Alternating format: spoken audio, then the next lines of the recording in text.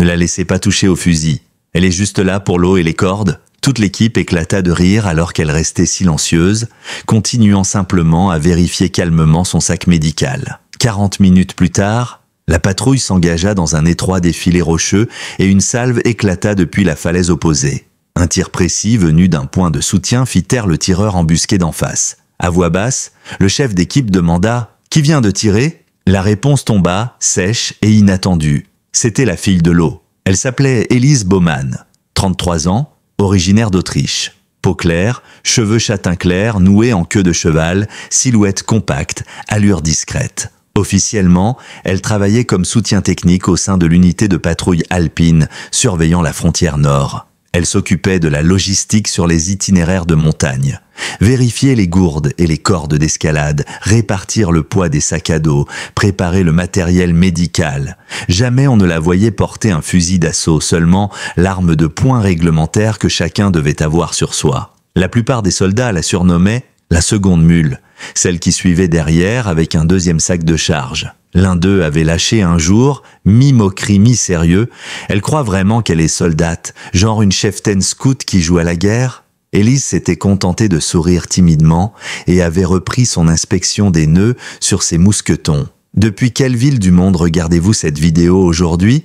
Si cette histoire vous a touché, pensez à vous abonner pour soutenir d'autres récits qui rendent hommage à ces héros silencieux du quotidien. Chaque matin, bien avant que la plupart ne sortent de leur sac de couchage, elle se levait pour nettoyer les optiques d'entraînement et vérifier les jumelles, même si personne ne le lui demandait. Pendant les séances de tir à l'entraînement, elle restait en retrait, observant silencieusement, sans jamais réclamer un tour pour tirer. Un caporal, persuadé qu'elle n'en avait pas le cran, avait glissé un jour en riant « Je parie qu'elle n'oserait même pas appuyer sur la détente en situation réelle. » À ses yeux, elle n'était pas plus qu'un élément du décor, une nécessité pratique, mais pas une combattante. Pendant les briefings, on ne lui parlait pas vraiment. On parlait autour d'elle. « Élise, tu restes à 50 mètres derrière, avec l'eau et la trousse de secours. Si quelqu'un est blessé, tu interviens, mais ne nous ralentis pas en essayant de suivre. » Elle ne contestait jamais, ne demandait pas d'autre rôle, ne se plaignait pas.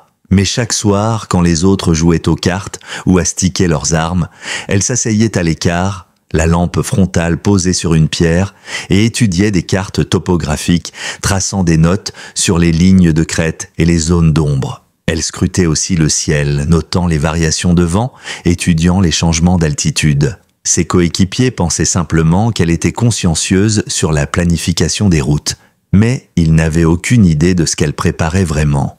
Pendant les vérifications d'équipement, elle manipulait son arme de poing avec une précision presque maniaque, inhabituelle pour quelqu'un censé être en soutien. Mais personne ne faisait attention. Un soldat, en la voyant un jour manier son pistolet avec tant de soin, avait lâché en ricanant « Tu sais au moins comment ça marche, ce machin ?» Elle avait juste répondu, toujours avec ce petit sourire discret. La sécurité d'abord. Ça les faisait rire, convaincue qu'elle était juste trop prudente. Mais, à la nuit tombée, assise seule sous sa bâche, elle murmurait pour elle-même « Je ne suis pas ici pour tirer tous les jours, mais je dois savoir que, si le moment vient, mes mains ne trembleront pas. » Pour eux, elle n'était rien de plus qu'une intendante fiable.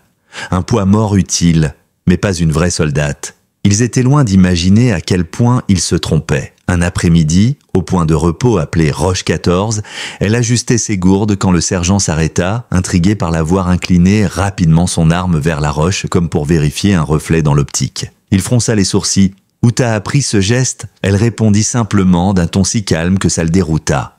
Dans des endroits où le brouillard est plus dense que les coups de feu. Il ne posa pas d'autres questions. Plus tard, un soldat curieux découvrit qu'Élise gardait toujours un petit carnet noir dans son sac. À l'intérieur, on trouvait des relevés du vent, des cartes annotées à la main et des observations d'humidité comme on en voit dans les cahiers de tireurs d'élite expérimentés. Les rumeurs commencèrent à courir. Il paraît qu'elle a été virée de l'école de sniper pour raison médicale, mais qu'elle avait les meilleurs scores de tir. Un autre chuchota qu'elle avait servi dans une unité classifiée avant d'être mutée ici. Mais, comme elle ne confirmait jamais rien, chacun laissa tomber, Les soupçons grandirent lorsqu'elle montra, pendant un exercice en montagne, une connaissance presque surnaturelle des phénomènes météo. Elle lisait les nuages et les courants d'air comme une météorologue aguerrie et expliquait comment le vent déviait une balle selon l'altitude. Pendant un entraînement à l'observation, alors que la vallée était noyée dans la brume, un soldat râla en scrutant ses jumelles. « On ne voit que dalle avec ce brouillard. »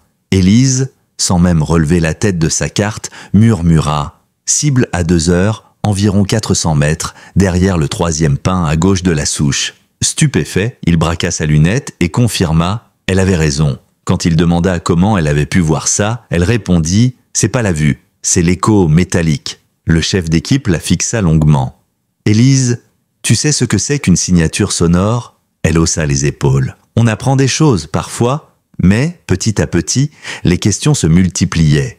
Pourquoi, à chaque arrêt, elle se plaçait toujours là où la vue sur les environs était dégagée? Pourquoi comptait-elle les munitions dans les caisses en même temps que les pansements? Pourquoi calculait-elle systématiquement la distance et la force du vent, même lorsqu'on ne lui demandait rien? Un soir, alors qu'elle s'était éloignée quelques minutes, un soldat trop curieux fouilla son sac et mit la main sur un vieux carnet en cuir, bien plus usé que celui qu'elle montrait parfois. Il contenait des relevés précis, sur des années, dans des conditions variées, avec des dates et des lieux. Ces tirs n'étaient pas des exercices, c'étaient des missions, des vrais. En le montrant aux autres en chuchotant, il murmura « Blême, ce carnet, ce sont des éliminations mais pas des entraînements. » Pris de panique, ils remirent de vite le carnet en place. Mais à partir de ce soir-là, ils la regardèrent différemment. Elle, de son côté, se contentait d'observer leur gêne et leur silence. Ils commencent à remarquer, mais ils me voient toujours comme une simple intendante. Peut-être que c'est mieux ainsi, peut-être que c'est plus sûr, pour eux. Le 5e jour de la patrouille, la montagne semblait plus silencieuse que d'habitude. L'air était lourd, chargé d'une brume froide qui s'insinuait entre les rochers. La neige fondue craquait sous les semelles. Comme toujours, Élise avait été reléguée à l'arrière, sommée de vérifier les pansements et de sécuriser les sacs avant de les rejoindre. « Tu pars 15 minutes derrière, comme d'habitude. Quand tu as fini, tu nous rattrapes tranquillement », avait ordonné le chef d'équipe d'un ton distrait. Pour eux, elle n'était toujours qu'un poids supplémentaire qui finissait par rejoindre le groupe sans faire de vagues.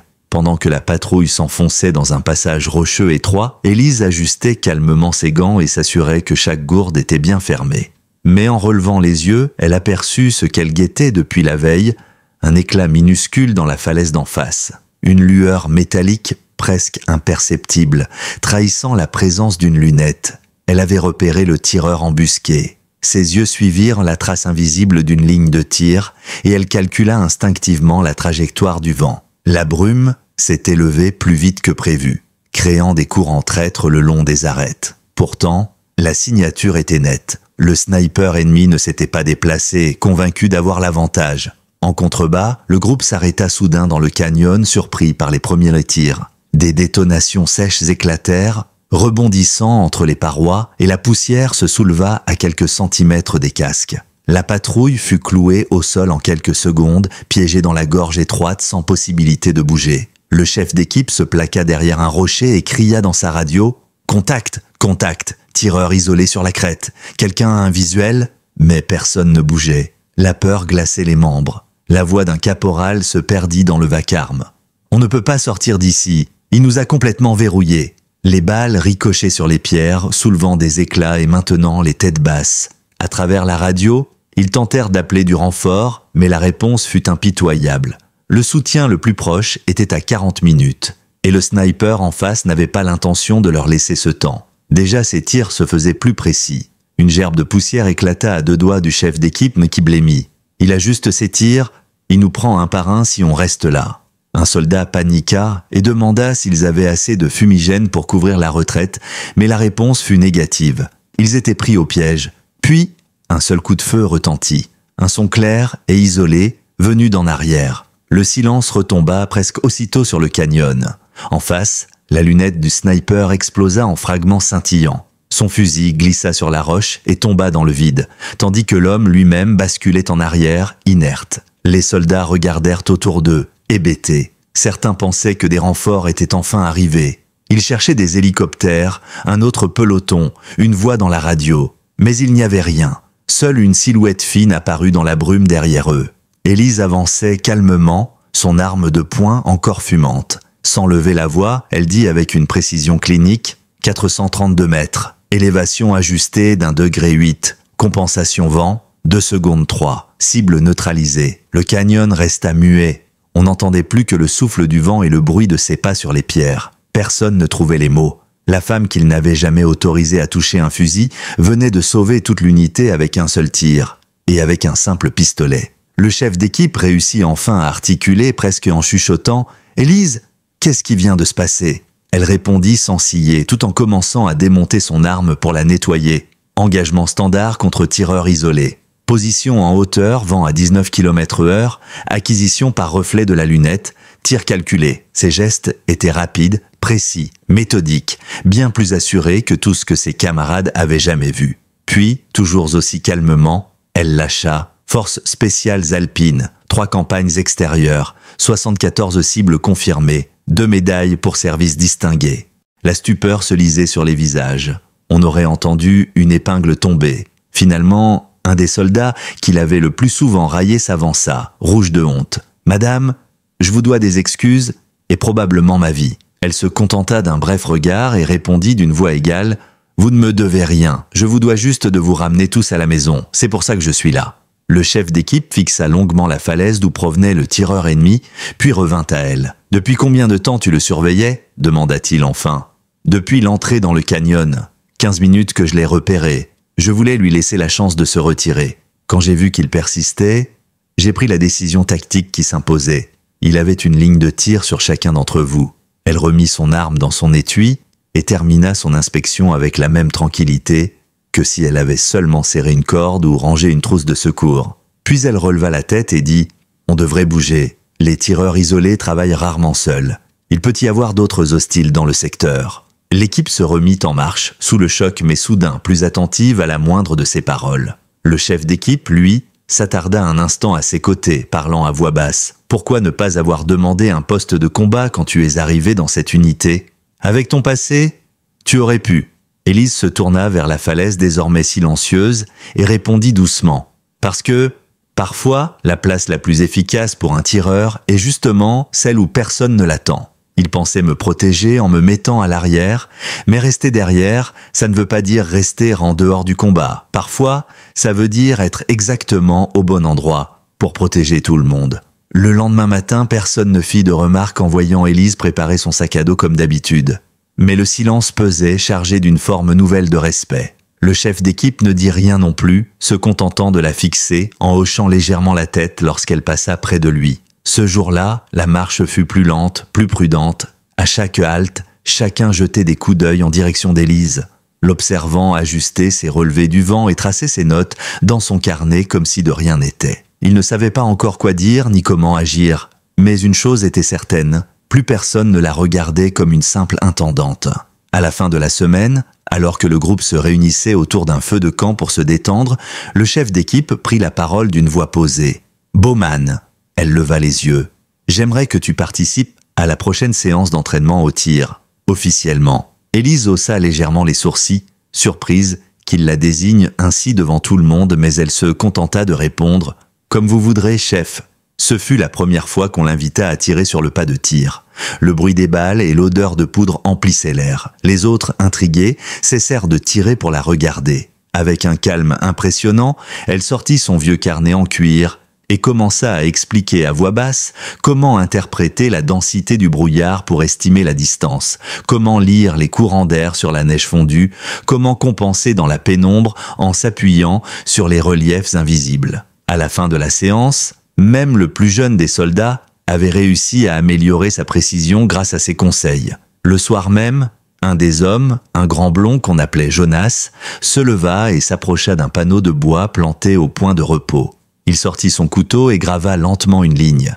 Puis il ajouta une inscription en lettres discrètes, celle qui tient la dernière balle. Ce fut la première fois qu'ils lui donnèrent un vrai surnom. Plus personne ne l'appelait la fille de l'eau. À partir de ce jour, la dynamique changea complètement. Au lieu de lui tourner autour, comme à un meuble utile mais inerte, ils commencèrent à lui demander son avis à voix haute pendant les briefings. « Élise, tu penses quoi de cet itinéraire ? Trop exposé ? Ou encore, selon toi, ce replat est un bon point pour observer d'éventuels tireurs.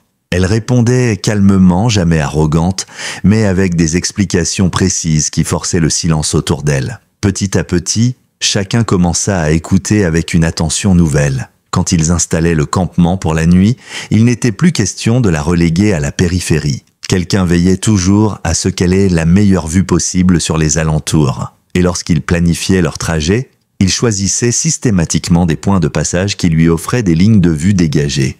Même le commandant de la compagnie remarqua les changements. Lors d'un contrôle surprise sur le terrain, il observa la patrouille effectuer ses manœuvres avec une efficacité accrue. À la fin de l'exercice, il demanda au chef d'équipe, intrigué, « Votre unité a gagné en cohésion et en précision.